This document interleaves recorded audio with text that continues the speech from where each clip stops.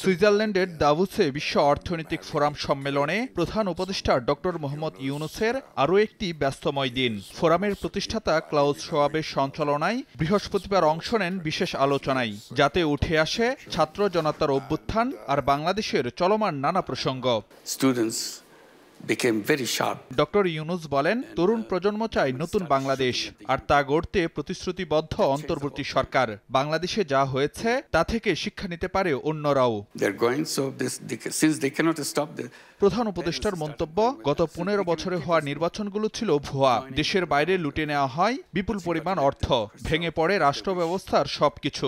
এমন অবস্থায় প্রশাসনের শৃঙ্খলা ফেরানো, ব্যাংকিং ব্যবস্থাপনা স্থিতিশীল, রিজার্ভ সহ অর্থনীতি পুনরুদ্ধারই সরকারের লক্ষ্য, আর তাতে জনগণের ব্যাপক সমর্থন মিলছে বলে জানান doctor Yunus. All these young people who became voters over these 16 years didn't have a chance to vote for the first time in their life.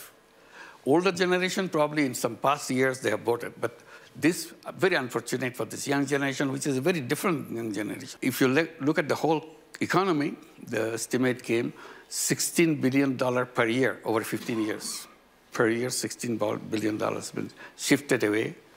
এ সময় ভোটার হওয়ার ন্যূনতম বয়স নিয়েও নিজের মতামত তুলে ধরেন ডক্টর ইউনূস।